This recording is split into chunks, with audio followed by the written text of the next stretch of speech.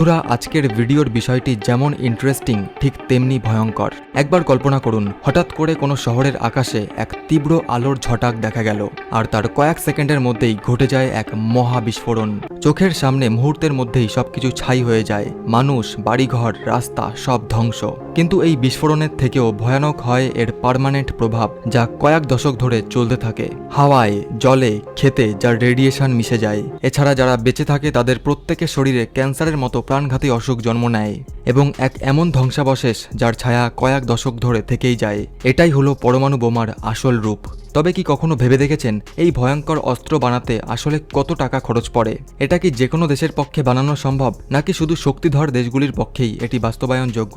আর সবথেকে বড় প্রশ্ন, আজকের দিনে একটা পরমাণু বোমা বানাতে ঠিক কত টাকা লাগে? তো চলুন আজকের এই ভিডিওর মাধ্যমে আমরা এটাই জানবো যে পরমাণু বোমা বানানোর পিছনে খরচ, প্রযুক্তি আর সিক্রেট তথ্যগুলি। তাই ভিডিওটি একদম শেষ পর্যন্ত দেখবেন, আর যদি ভালো লাগে তাহলে একটা লাইক করতে ভুলবেন না। বন্ধুরা, নিউক্লিয়ার বোমা শুধু একটা সাধারণ অস্ত্র নয়, এটা এক ধরনের জটিল বিজ্ঞান, ইঞ্জিনিয়ারিং, রাজনীতি আর আন্তর্জাতিক নিরাপত্তার মিশ্রণে তৈরি হওয়া একটি খতরনাক অস্ত্র। এটি বানানো যেমন কঠিন তেমনি ব্যয়বহুল। এখনো পর্যন্ত বিশ্বে মাত্র হাতে গোনা কয়েকটি দেশ যেমন আমেরিকা, রাশিয়া, চীন এবং ভারত এই প্রযুক্তি নিজেদের আয়ত্তে আনতে পেরেছে।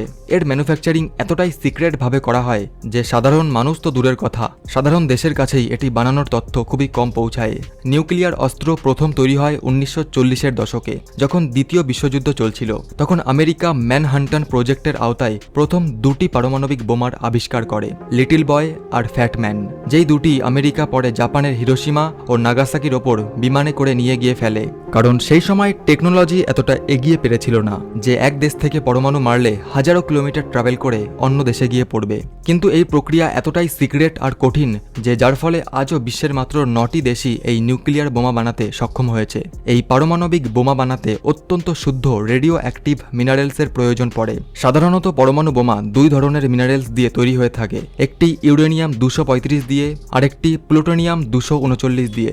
এর মধ্যে ইউরেনিয়াম 235 একটি ফিসাইল মেটারিয়ালস, অর্থাৎ যখন এটিকে নির্দিষ্ট ঘনত্বে কম্প্রেস করা হয় তখন এটি চেইন রিয়াকশনের মাধ্যমে বিস্ফোরণ ঘটায়। কিন্তু এই উপাদানটি প্রাকৃতিক ইউরেনিয়াম থেকে আলাদা করা ভীষণ কঠিন। এর জন্য গ্যাস সেন্ট্রিফিউজ প্রযুক্তি ব্যবহার করা হয়, যা অত্যন্ত জটিল ও খরচা সাপেক্ষ। অন্যদিকে প্লুটোনিয়াম 239 একটি আর্টিফিশিয়াল ভাবে তৈরি করা উপাদান।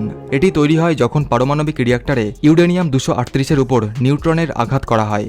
এই প্লুটোনিয়াম ভিত্তিক বোমা তুলনামূলকভাবে বেশি জটিল, কিন্তু এর লাভ হচ্ছে যে এটি কম পরিমাণ উপাদান ব্যবহার করেও অত্যন্ত শক্তিশালী বিস্ফোরণ ঘটাতে পারে। বন্ধুরা, একটি নিউক্লিয়ার বোমা বানানোর খরচা বিভিন্ন জিনিসের ওপর ডিপেন্ড করে। এর মধ্যে সবচেয়ে বড় খরচা হয় সায়েন্টিফিক এক্সপেরিমেন্ট আর রেডিও অ্যাক্টিভ পদার্থের উৎপাদন, যেটা আমাদের ভারতবর্ষে শুধুমাত্র ঝাড়খণ্ডে পাওয়া যায়। এছাড়া মডার্ন ল্যাবরেটরি, সিক্রেট গবেষণা কেন্দ্র, মিলিটারি সিকিউরিটি, কম্পিউটার সিমিউলেশন, যার প্রত্যেকটি ধাপে খরচ হয় হাজার হাজার কোটি টাকা। এবার আসি মূল প্রশ্নে, একটি পারমাণবিক বোমা বানাতে ঠিক কত টাকা খরচ হয়? তো 1945 সালে আমেরিকা যখন প্রথম ম্যানহাটন প্রজেক্ট শুরু করেছিল তখন তাদের মোট খরচা হয়েছিল প্রায় $2 বিলিয়ন, যা আজকের মূল্যে দাঁড়ায় প্রায় $40 বিলিয়ন বা প্রায় 3 লক্ষ কোটি টাকা। আর ভারতের প্রথম পারমাণবিক পরীক্ষা স্মাইলিং বুদ্ধা নামে 1978 সালে হয়েছিল, আর তার খরচ ছিল সে সময়কার আনুমানিক 50 কোটি টাকা। আর আজকের দিনে একটি পারমাণবিক বোমা বানাতে খরচ হয় প্রায় 3000 থেকে 5000 কোটি টাকা। আর যদি আধুনিক হাইড্রোজেন বোমের কথা বলা হয় তাহলে তার খরচ গিয়ে দাঁড়ায় 40,000 কোটি টাকা বা তারও বেশি। বর্তমান পৃথিবীতে মাত্র 9টি দেশের কাছে এই নিউক্লিয়ার অস্ত্র রয়েছে: আমেরিকা, রাশিয়া, চীন, France, Britain, Bharat, Pakistan, Israel এবং উত্তর কোরিয়া। এই অস্ত্র তৈরি করা যেমন কঠিন তেমনি এর নিরাপত্তা করাও ভীষণ কঠিন। তাই একটি ছোট দেশের পক্ষে এত বৈজ্ঞানিক জ্ঞান, অর্থ ও প্রযুক্তি জোগাড় করা প্রায় অসম্ভব। এই কারণেই আজও প্রায় 200টি দেশের মধ্যে শুধুমাত্র 9টি দেশই এটি বানাতে সক্ষম হয়েছে। তো বন্ধুরা, আপনাদের কি মনে হয় এই পরমাণু বোমার প্রতিযোগিতাই কি মানব জাতির ভবিষ্যতের জন্য সবচেয়ে বড় হুমকি? নিচে কমেন্ট করে অবশ্যই জানাবেন আপনার মত। দেখা হচ্ছে পরের ভিডিওতে।